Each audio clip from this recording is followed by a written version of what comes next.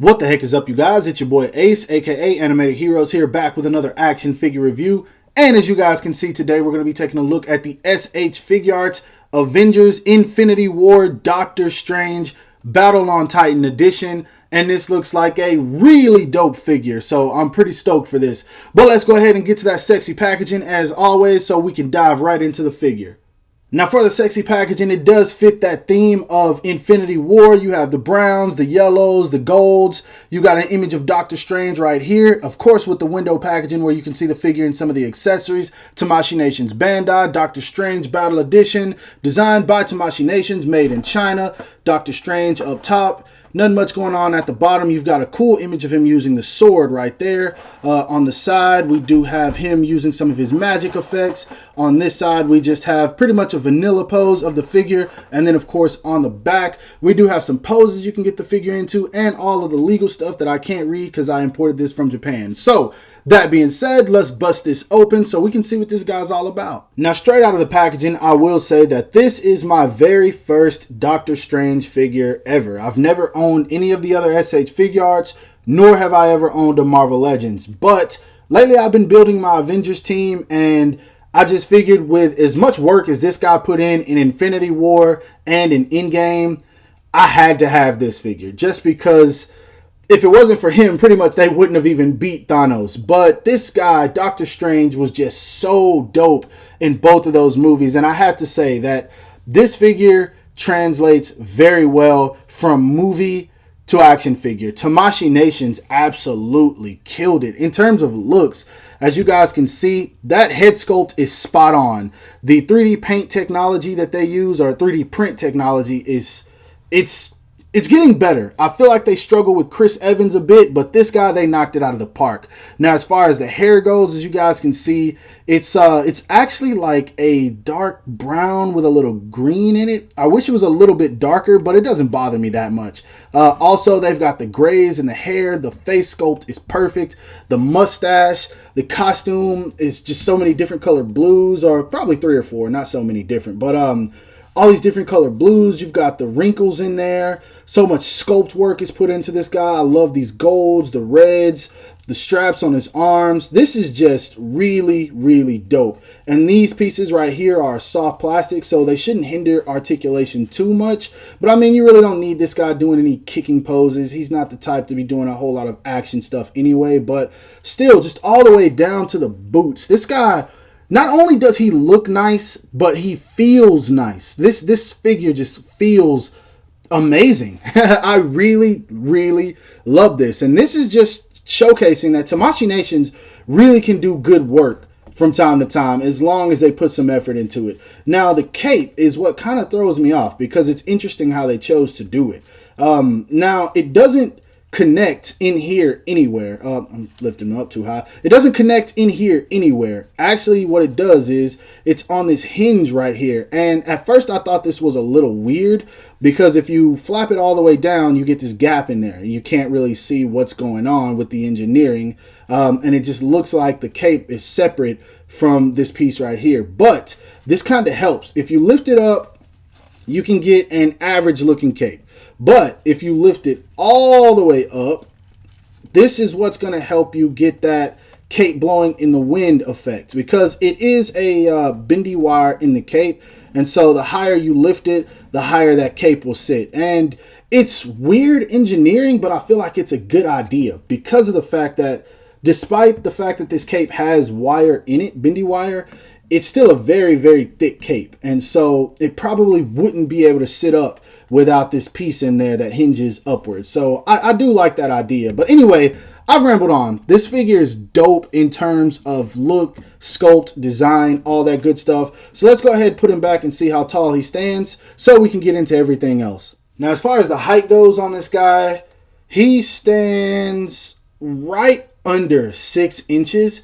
And so obviously he's going to fit in scale with the rest of your Avengers.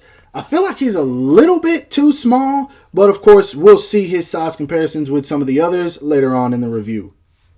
Articulation wise, he looks up a little bit, but the problem is the collar on the cape. You can only get up about that much at the most. And I mean, it still looks like he's looking up, so I guess that's fine. He looks down about that much. I'm trying to see if you can move the neck. So not too much, but it's not bad. You can almost make the chin touch his chest. Of course, he does get tilt. His arms go up and out about that much. He does have a built-in butterfly joint. It doesn't bring him in as far as I want it to, but it is there.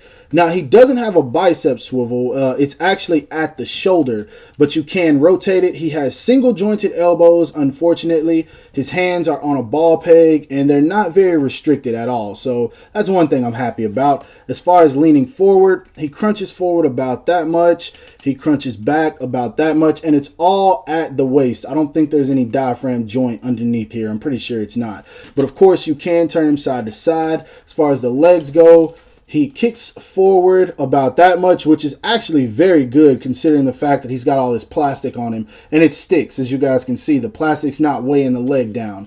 He kicks back, not so much. The plastic back there is definitely a lot thicker.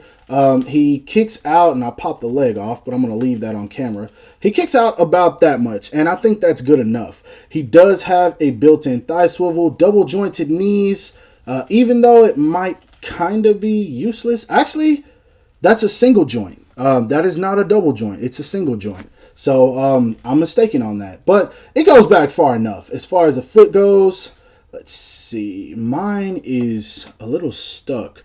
Doesn't seem like it wants to go down at all. It goes forward a little bit, and it gets a little bit of ankle rocker. Let me try this one.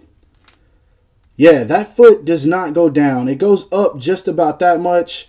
You don't get very much ankle rocker, and it's because the foot is actually connecting with the plastic. So I wish they could have did a little bit better on that. Let's see. I don't want to force it.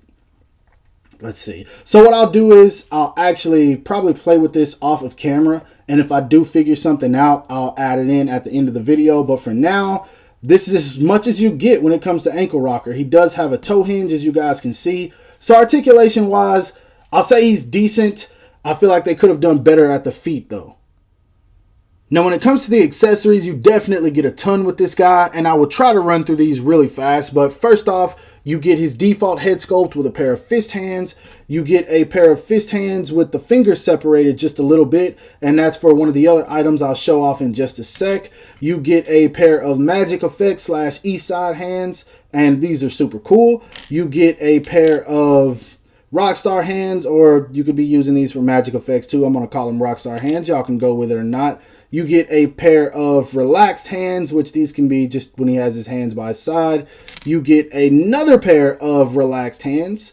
Then you get a pair of, these can be actual magic effect hands. He's kind of reaching, grabbing, whatever you want to use them for. And you get another set of these, but this time they actually have like these plastic sticking out of it. And so that could be where you attach some of the effects, which I'll show in just a sec. You do get this hand where he's using this technique. I think he used this on Thanos. I don't remember when, but I know for a fact I remember seeing it. I just don't remember the exact moment. But I believe that this plastic is molded to the hand, so I don't think you can take this out, which it's cool. I wouldn't take it out anyway. But anyway, you get a pair of gold magic effects, and you actually get two of these. I'm just going to show one set, but you get one of each of these. And then you get a pair of green ones, and I love these. The green ones are super duper sick.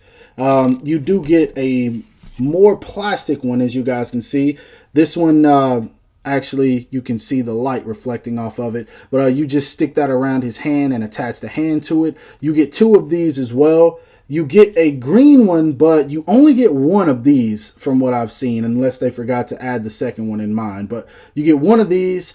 You get the time stone effect. And this is something that I love. I want to show this off. It actually attaches to the chest, and how you do that, I was playing with it and I figured this out. I didn't read the instructions. But you take the time stone off of his chest, and you can just port this right in there. And that looks super duper sick. I remember when he did this in the movie for sure. That is super duper dope. I like that. And my favorite accessory is this sword though. This thing is super dope. This is actually what made me want to get the figure. just this super, super sick sword.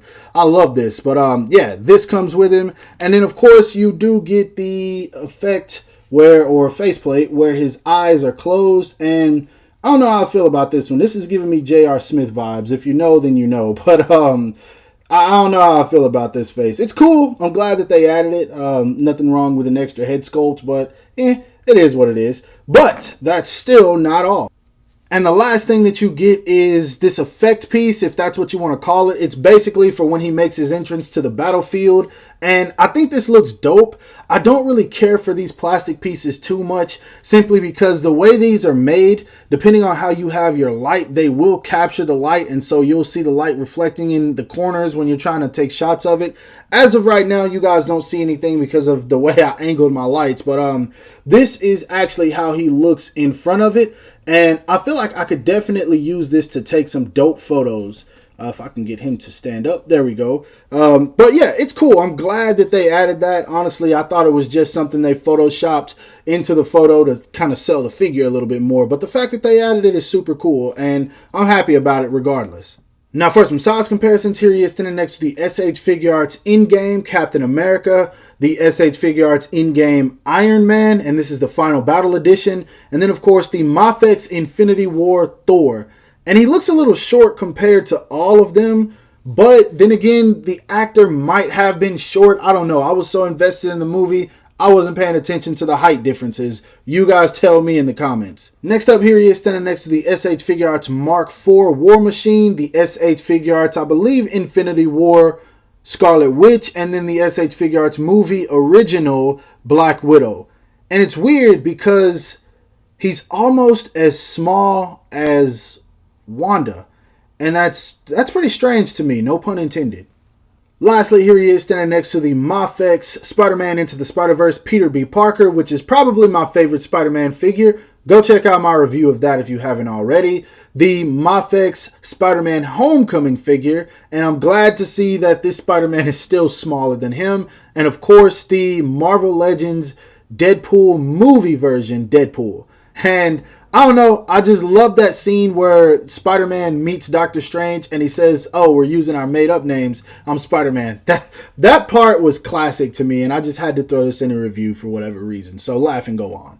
Now I'll go ahead and keep it 100 with y'all. It is a lot of fun that can be had with this figure, especially if you love taking pictures of your figures like I do.